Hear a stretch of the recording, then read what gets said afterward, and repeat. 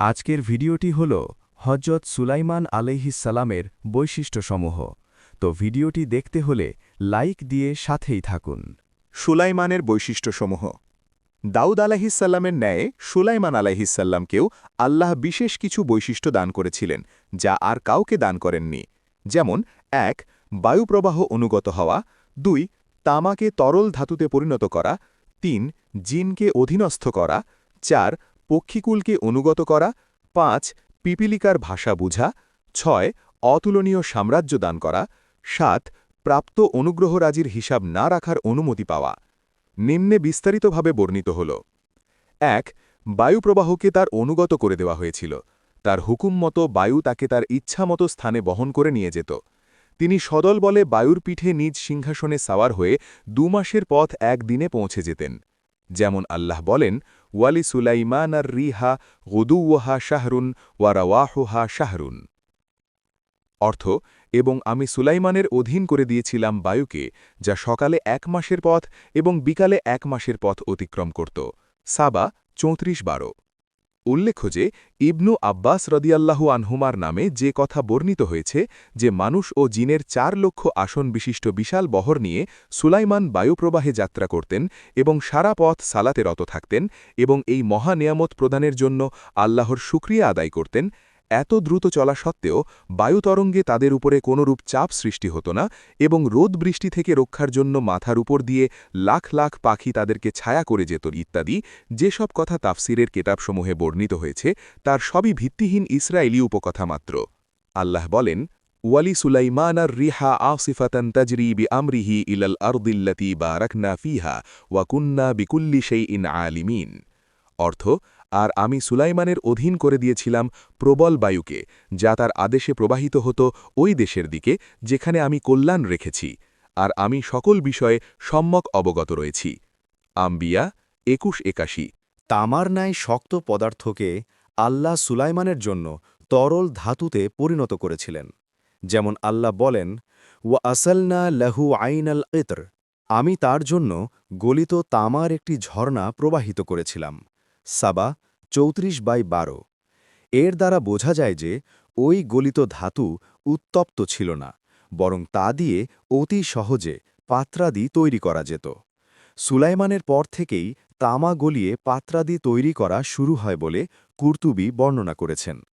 পিতা দাউদের জন্য ছিল লোহা গলানোর মোজেজা, আর পুত্র সুলাইমানের জন্য ছিল তামা গলানোর মোজেজা। পক্ষান্তরে সুলাইমান আলাইহিসসালামের জন্য আল্লাহ শক্ত তামাকে গলানো এবং বায়ু, জিন ইত্যাদি এমন সূক্ষ্মাতিসূক্ষ্ম বস্তুকে অনুগত করে দিয়েছিলেন যা চোখেও দেখা যায় না। এর দ্বারা বোঝানো হয়েছে যে আল্লাহর শক্তি বড় ছোট সব কিছুর মধ্যে পরিব্যাপ্ত। খ এখানে আরেকটি বিষয়ে ইঙ্গিত রয়েছে যে আল্লাহর তাকওয়াশীল অনুগত বান্দারা আল্লাহর হুকুমে বিশ্ব চরাচরের সকল সৃষ্টির উপরে আধিপত্য করতে পারে এবং সব কিছুকে বশীভূত করে তা থেকে খিদমত নিতে পারে।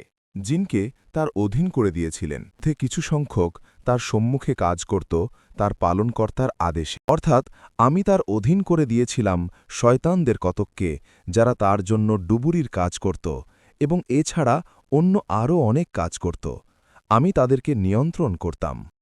অর্থাৎ আর সকল শয়তানকে তার অধীন করে দিলাম, যারা প্রাসাদ নির্মাণকারী এবং ডুবুরি ছিল, এবং অন্য আরও অনেককে অধীন করে দিলাম যারা আবদ্ধ থাকত শৃঙ্খলে। সূরা সোয়াদ ৩৭-৩৮ নম্বর আয়াত।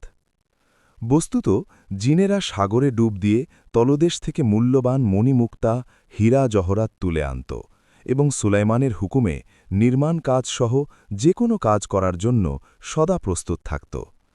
ঈমানদার জিনেরা তো সোয়াবের নিয়তে স্বেচ্ছায় আনুগত্য করত, কিন্তু দুষ্ট জিনগুলো বেড়িবদ্ধ অবস্থায় সুলাইমানের ভয়ে কাজ করত।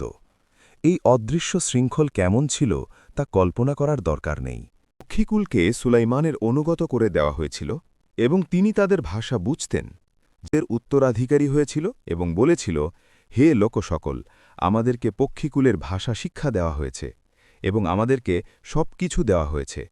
নিশ্চয়ই এটি একটি সুস্পষ্ট শ্রেষ্ঠত্ব। নমল ২৭-১৬।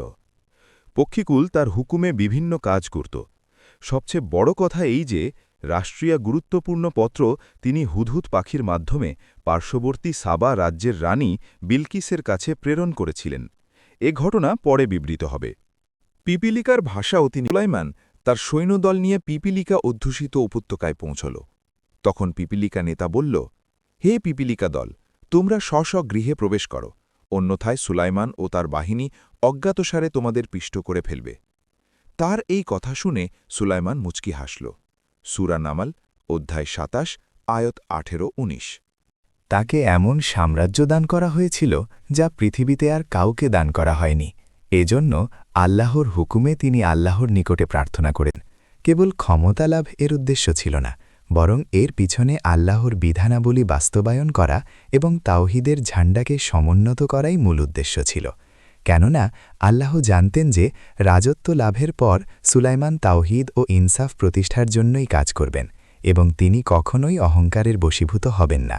তাই তাকে এরূপ দোয়ার অনুমতি দেওয়া হয় এবং সে দোয়া সর্বাংশে কবুল হয়। ইসলামে নেতৃত্ব ও শাসন ক্ষমতা চেয়ে নেওয়া নিষিদ্ধ। আল্লামা জুবাই বলেন, আল্লাহর অনুমতিক্রমেই তিনি এটা চেয়েছিলেন, কেননা নবীগণ আল্লাহর হুকুম ব্যতীত কোনো সুপারিশ করতে পারেন না।